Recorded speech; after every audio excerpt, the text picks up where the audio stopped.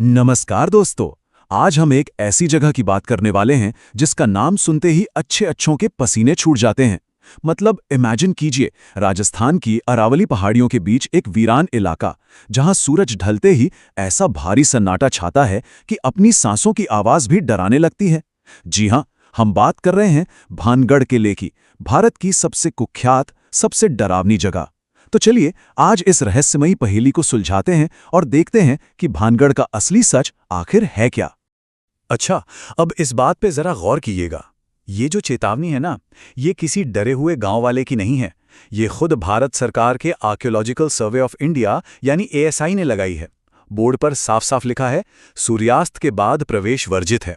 और इसी एक लाइन ने भानगढ़ की उस खौफनाक कहानी को जन्म दिया, जहां 3 दोस्तों ने रात में अंदर जाने की हिमाकत की। कहते हैं एक दोस्त सूखे कुएं में गिरा, बाकी 2 ने उसे निकाला, लेकिन अस्पताल जाते वक्त भयंकर एक्सीडेंट में तीनों मारे गए। वहां के लोग इसे कोई एक्सीडेंट नहीं, बल्कि सीधा सीधा इस किले का जानलेवा श्राप मानते हैं। लेकिन पता है सबसे अजीब बात क्या है? भानगढ़ कोई छोटा मोटा किला नहीं है। ये एक पूरा का पूरा शहर है। लगभग 9000 घरों वाला एक विशाल शहर। पर आज अगर आप वहां जाएं तो एक ऐसा नजारा दिखेगा जो दिमाग घुमा दे। पूरे शहर में एक भी घर ऐसा नहीं है जिसकी छत सलामत हो। जी हां, एक भी नहीं। दीवारें अपनी जगह पर एकदम सीना ताने खड़ी हैं, पर छतें गायब हैं। और लोकल लोग तो यहां तक कहते हैं कि आज भी अगर कोई छत बनाने की कोशिश करता है तो वो अपने आप गिर जाती है। जरा सोचिए, बिना छत के ये 9000 घर किसी विशाल कंकाल की तरह लगते हैं। लिटरली रोंगटे खड़े कर देने वाला नजारा। भाग 1, भानगढ़ किले का श्राप। तो आखिर ऐसा क्या हुआ कि हंसता खेलता हजारों लोगों का शहर अचानक से ऐसा खंडहर बन गया? लोकल लोग इस बिना छत वाले शहर के पीछे 2 बेहद डरावनी कहानियां बताते हैं, और दोनों ही एक ही खौफनाक नतीजे पर खत्म होती हैं, एक श्राप। चलिए देखते हैं ये कहानियां हैं क्या। अगर हम इन दोनों मशहूर कहानियों को देखें तो बाईं तरफ है बाबा बालूनाथ का श्राप। ऐसा कहा जाता है कि राजा ने शहर बसाने से पहले वहां तपस्या कर रहे एक साधु से परमिशन ली थी। साधु की एक ही शर्त थी, महल की परछाई उनके घर पर नहीं पड़नी चाहिए। लेकिन बाद में एक राजा ने महल को 7 मंजिल ऊंचा कर दिया। परछाई साधु के घर पर पड़ी और उनका गुस्सा एक श्राप बनकर पूरे शहर को खा गया। वहीं दाईं तरफ वाली कहानी तो और भी फिल्मी है, तांत्रिक सिंघिया की। कहते हैं ये तांत्रिक राजकुमारी रत्नावती की खूबसूरती का दीवाना था। उसने राजकुमारी के इत्र पर काला जादू कर दिया, लेकिन राजकुमारी ने वो शीशी एक बड़े से पत्थर पर दे मारी। जादू के असर से वो भारी पत्थर सीधा तांत्रिक की तरफ लुढ़का और उसे कुचल दिया। मरते मरते उस तांत्रिक ने श्राप दिया कि भानगढ़ तबाह हो जाएगा और यहां मरने वालों का कभी पुनर्जन्म नहीं होगा। और इन्हीं श्रापों की वजह से आज भी भानगढ़ में अजीबोगरीब घटनाओं के दावे किए जाते हैं। लोग बताते हैं कि रात के घने सन्नाटे में अचानक औरतों के रोने और उनकी चूड़ियां टूटने की आवाजें आने लगती हैं। कई टूरिस्ट ने तो यहां तक बताया है कि उन्हें अचानक से इत्र की तेज खुशबू आने लगी। हाँ, वही इत्र जो तांत्रिक की कहानी में था। और तो और जो फिल्म क्रू और जर्नलिस्ट वहां गए, उनके साथ भी अजीब हादसे हुए। किसी की गाड़ी का ब्रेक अचानक फेल हो गया तो किसी की स्कूटी बिना किसी खराबी के बंद पड़ गई। एक जर्नलिस्ट का दावा है कि पास खड़े एक अनजान आदमी ने बिना छुए उसकी स्कूटी स्टार्ट कर दी और कहा, वे तुम्हें चाहते हैं। मतलब सुन के ही सिहरन होने लगती है। भाग 2, गायब ऐतिहासिक दस्तावेज। खैर, ये सब बातें सुनने में एकदम किसी हॉरर फिल्म की स्क्रिप्ट जैसी लगती हैं, है ना? पर क्या सच में इन टूटी दीवारों के पीछे कोई भूत प्रेत है, या फिर कहानी में कोई बहुत बड़ा ट्विस्ट है? आइए अब जरा हम अलौकिक दुनिया से बाहर निकलते हैं और सीधे ऐतिहासिक फैक्ट्स की तरफ मुड़ते हैं। तो यहाँ सबसे बड़ा और चौंकाने वाला सच ये है कि जिस राजकुमारी रत्नावती और तांत्रिक सिंघिया पर भारत की सबसे बड़ी भूतिया कहानी टिकी है ना, उनका इतिहास में कहीं कोई नामो निशान ही नहीं है। जी हाँ, बिल्कुल सही सुना आपने। ऐसा एक भी शिलालेख या ऐतिहासिक दस्तावेज नहीं है जो ये साबित कर सके कि ये लोग कभी जिंदा भी थे। राजकुमारी किसकी बेटी थी, किस सदी में थी, किसी को कुछ नहीं पता। और वो बाबा बालूनाथ, उनका भी कोई ऐतिहासिक प्रमाण मौजूद नहीं है।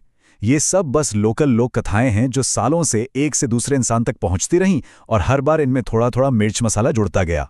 भाग 3, डर के पीछे का विज्ञान।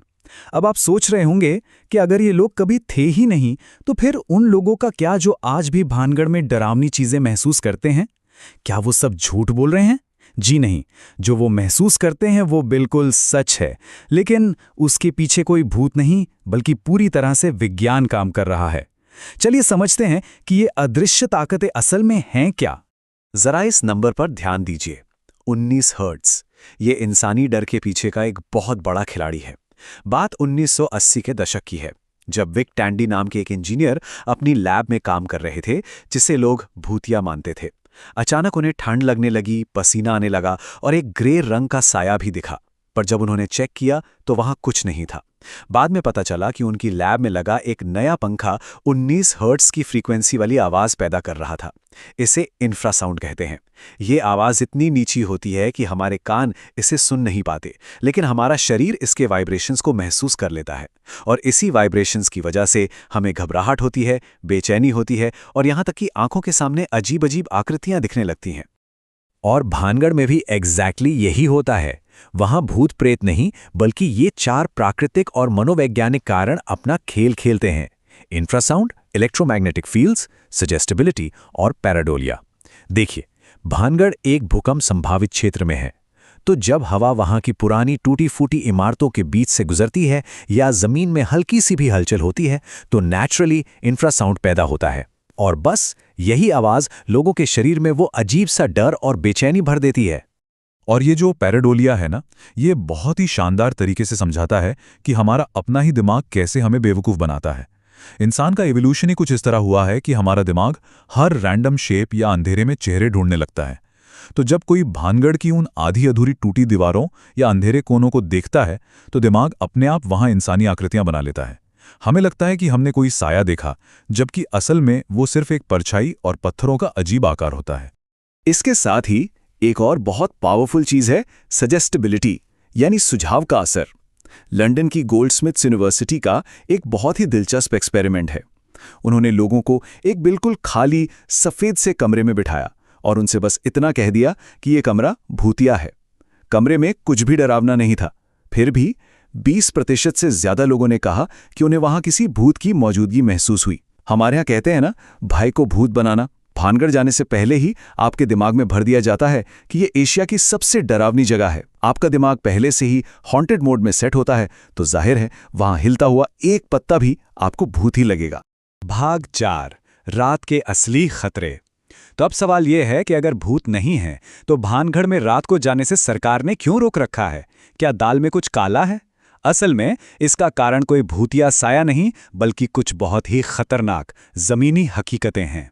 भानगढ़ के असली खतरे ये हैं जो आपके सामने हैं। सबसे पहली बात तो ये कि ये किला सदियों पुराना है। इसके पत्थर और दीवारें इतनी कमजोर हो चुकी हैं कि रात के अंधेरे में वो कभी भी ढहकर किसी के भी ऊपर गिर सकती हैं।